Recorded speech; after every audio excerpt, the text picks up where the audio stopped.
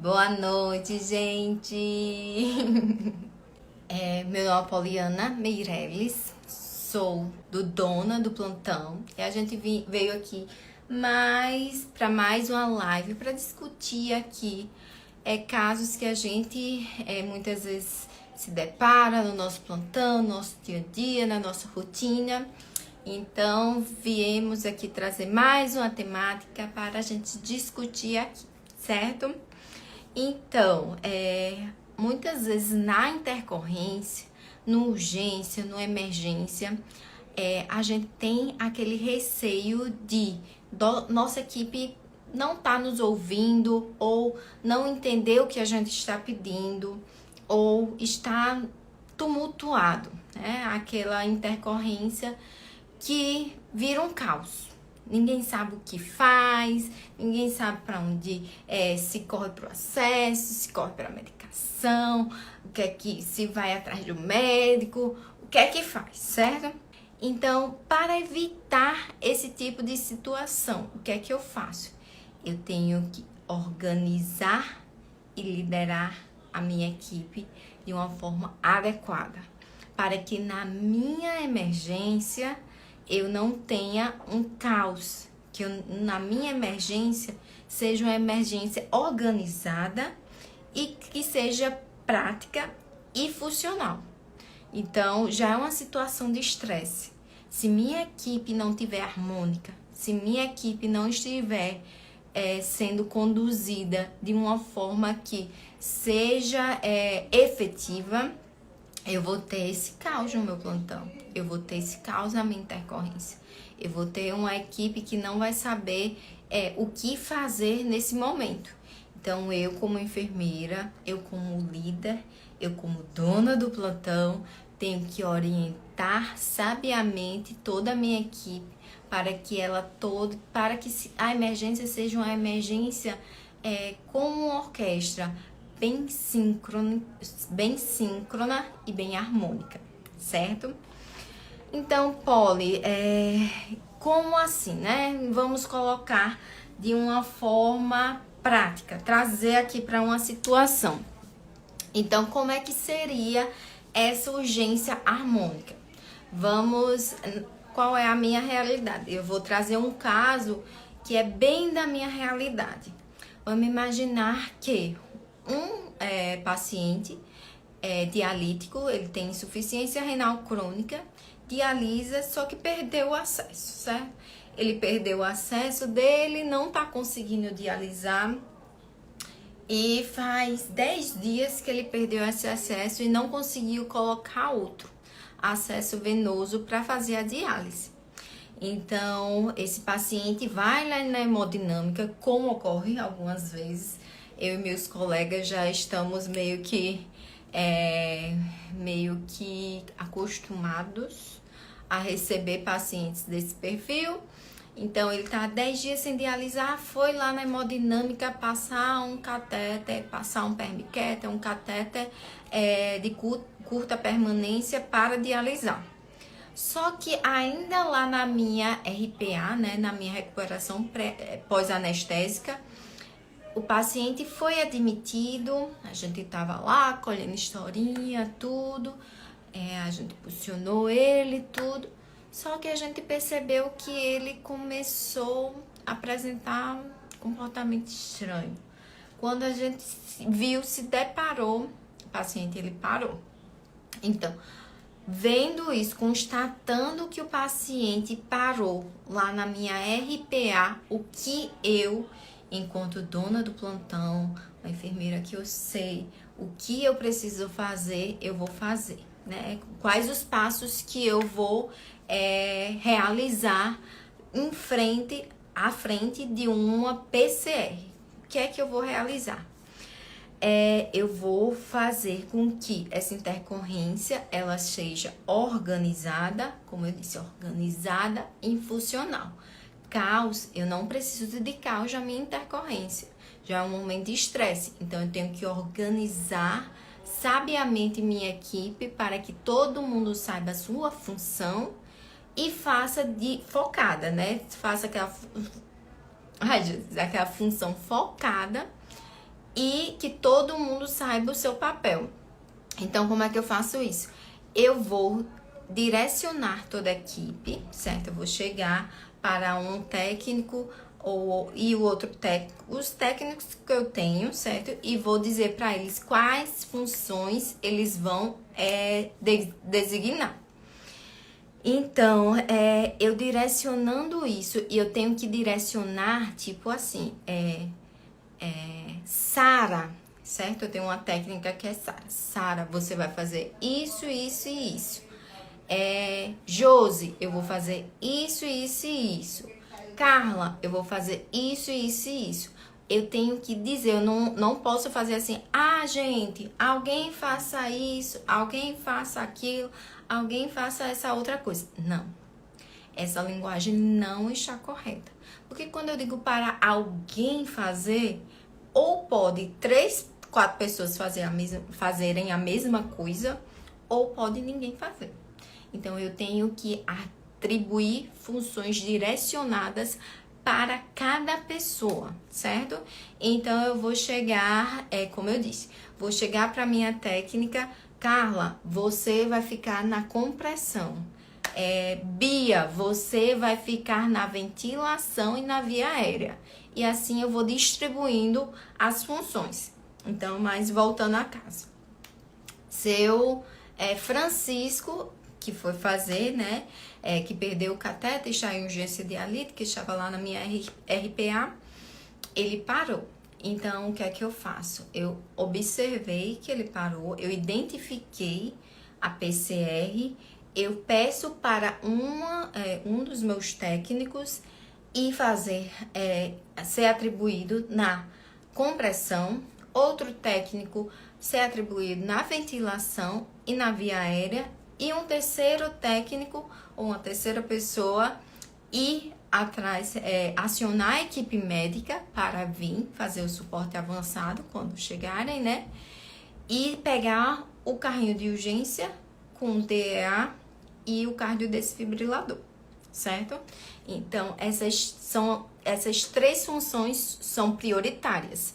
Então, eu tenho que colocar uma pessoa para compressão torácica, uma pessoa para ventilação e via aérea e uma outra pessoa para pedir para o médico de plantão ou o médico que está no setor vir para o local para iniciar o suporte avançado e trazer o carrinho de urgência e o cardiodesfibrilador IDA, se for possível, assim que possível, o mais rápido possível, certo?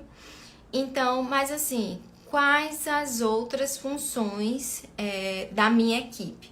Quando eu digo assim, funções, não quer dizer que vai ser cada pessoa vai estar em uma função. Uma pessoa pode ter mais de uma, ser atribuída com mais de uma função, certo? Então, quais são essas funções durante uma PCR?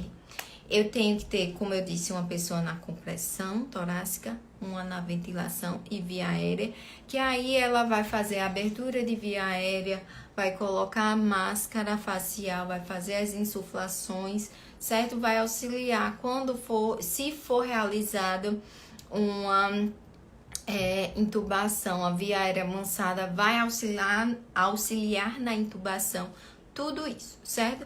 Vai, se precisar, aspirar, tudo isso. E normalmente a gente, como não tem várias pessoas na equipe, quem tá na via aérea intercala com quem tá na compressão, certo? Normalmente no suporte básico a gente faz intercala essas funções, certo? A outra função é a pessoa que vai chamar ajuda, né? Vai chamar a equipe médica e vai trazer o carrinho com DEA e o cardiodesfibrilador. Outras funções, uma pessoa para medicação, uma pessoa que pode estar em outras funções, mas enfim. Uma outra função é a medicação, que aí vai providenciar, se não tiver acesso providenciável, o acesso venoso, vai ficar ali controlando as medicações, quando chegar o médico para fazer o suporte avançado de vida, certo? Vai ficar controlando se foi feita adrenalina, o flush para ser feito, quantas adrenalinas foram feitas, se foi feita a amiodarona, se foi a primeira dose, se foi a segunda dose, tudo isso. Outra pessoa que normalmente é o líder fica no desfibrilador para ver se tem ritmo chocável, se não tem ritmo chocável, tudo isso e se tem ritmo chocável ou não, qual o ritmo que o paciente se encontra, não é isso? Uma pessoa fica observando e anotando o tempo, saber se é o tempo para fazer a medicação, qual é a medicação, quanto tempo de PCR, se foi, quantas adrenalinas foram feitas, se foi feita a amiodarona, se foi a primeira dose, se foi a segunda dose, tudo isso o anotador realiza, certo? Outra função é o do líder, que é muito importante, que aí ele vai ficar pensando quais foram as causas, se for um ritmo não chocável, qual é a causa provável, né? Qual esse paciente que eu falei, provavelmente a hipercalemia, então ele vai lá observar quais são as possíveis causas que o paciente apresentou a PCR. Outra função que vem sendo trazida pela American Heart é a função do coach. Então, qual é essa função? Foi até uma função que eles colocaram nesse último, né, nessa última atualização, que essa função que ela orienta que esse coach seja quem? Seja o enfermeiro. E qual é essa função? É observar se a RCP está sendo feita de altíssima qualidade. Mas como assim, Polly? É observar como é que está a qualidade dessa compressão, fazer esses ajustes, se a pessoa que está fazendo as compressões está deixando retornar o tórax do paciente para fazer a compressão, se os braços estão bem estendidos, se o tempo está certo de compressão, se a ventilação está ideal, se a insuflação, se está elevando o tórax, essa ventilação, se está bem vedado, se está bem aberta essas vias aéreas, tudo isso vai ser visto por quem? Pelo coach, que ele fica, dizer assim, fora das cenas, fora ali daquelas funções, observando toda a PCR, a RCP, para ver se ela está sendo executada de uma forma de altíssima qualidade. Então, são essas funções que eu falei, né? Que, resumindo, são 8, que é compressão torácica, via aérea e abertura, ventilação e abertura de via aérea, a função da medicação, a função da medicação, do líder, do coach,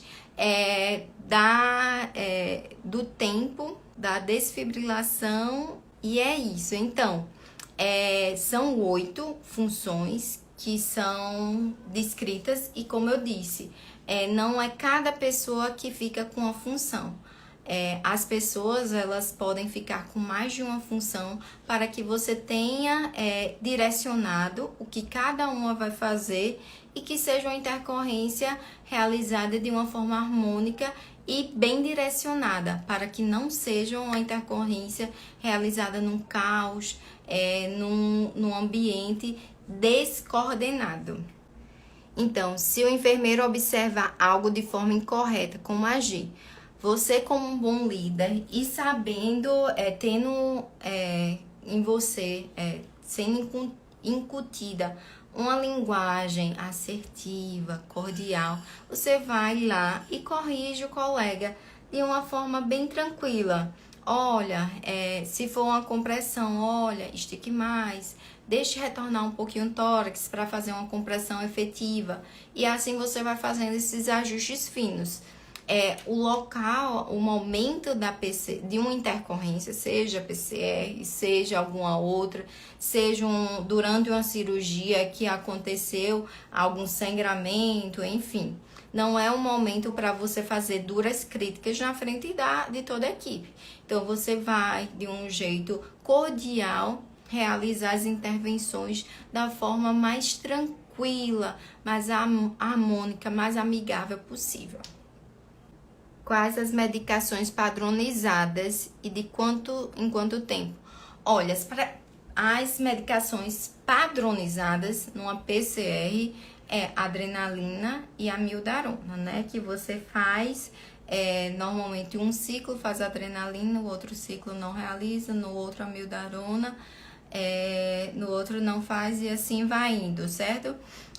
Tem o fluxo bem direitinho do ACLS, né? Que a AHA, ela preconiza bem direitinho descrito. Se você quiser, chama no direct que a gente manda bem direitinho. Para que eu gosto muito de coisas que eu tenho dúvida, que é difícil às vezes memorar. Eu vou, imprimo e coloco lá no serviço, em um local que seja de fácil acesso, para que em qualquer momento eu vou lá e realizo a checagem, né? Então, é sobre isso, gente. É durante uma intercorrência, seja ela uma PCR, seja ela qualquer uma parada respiratória, que a gente já pegou lá na hemodinâmica, seja qualquer outra coisa, você saiba atribuir sua equipe direcionadamente, entendeu? Eu não vou deixar as pessoas, eu não vou assim atribuir sem nomear, porque senão muitas pessoas vão fazer a mesma coisa ou ninguém vai fazer e aí eu vou ter o caos na minha intercorrência. Então é saber atribuir direcionadamente cada função para cada pessoa e aí você vai ter uma intercorrência tranquila. Não vai ter que lidar com o estresse da situação e a equipe toda descoordenada, toda sem saber como agir.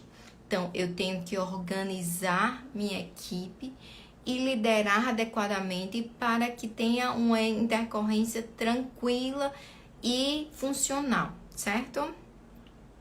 Deixa eu ver aqui. Existe tempo mínimo definido para encerrar uma PCR? Já vi encerrar com 18 minutos. Olha, PCR, ela tem alguns critérios para se encerrar uma PCR.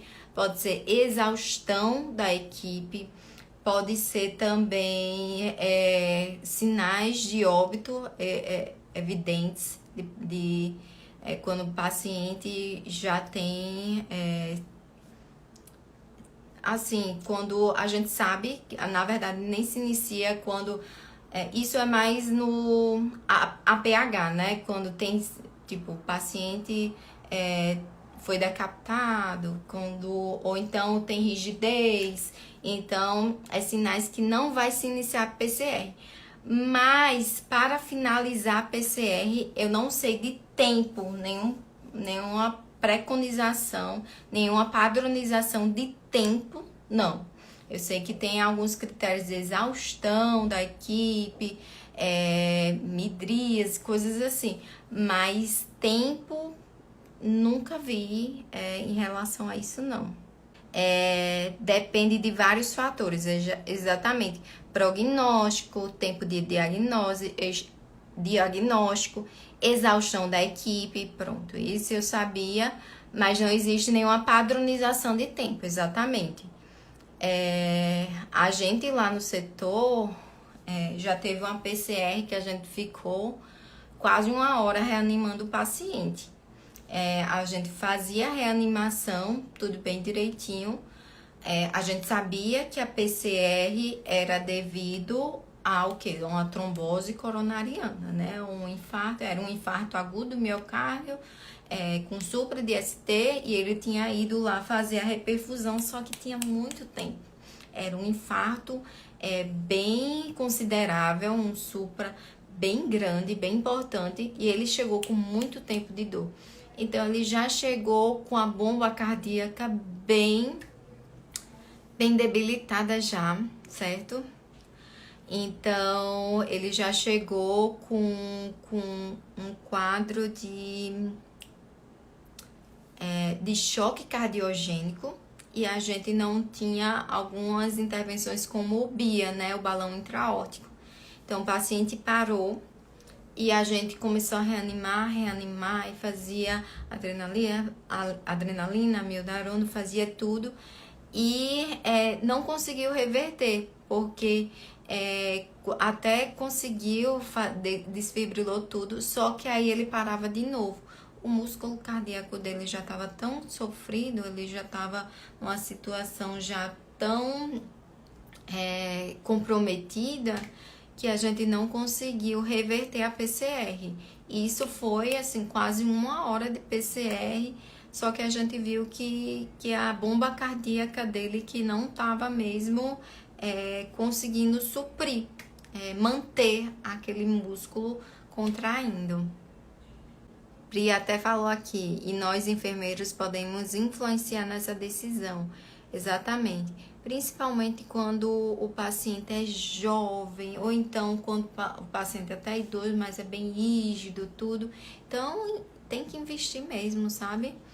Eu acho que a gente não tem o direito de decidir se realiza ou não uma PCR, uma RCP, perdão. Uma RCP, a gente tá ali para fazer o nosso melhor para aquele paciente, porque aquele paciente pode ser um dos nossos, entendeu? E um dia, imagina, uma equipe, um dos nossos pegar uma equipe que acha que não, eu acho que não vale a pena investir. Eu não queria. Então, pelo menos a nossa equipe, a minha equipe lá de onde eu trabalho, a gente investe. A gente sempre investe. Investe assim, como se fosse uma criança, um bebezinho. Porque aquela pessoa, como eu já escutei, é um amor de alguém, né? Ela faz diferença na vida de alguém. Então, não é reservado a gente a decidir se vai ou não fazer uma RCP numa pessoa. Isso daí não compete a nós. A gente tem que fazer e fazer da melhor forma possível. Então, gente, é isso. Qualquer dúvida que vocês tiverem, podem mandar mensagem pra gente no direct, que a gente responde sempre que puder, certo? Então, beijo, gente. Tchauzinho.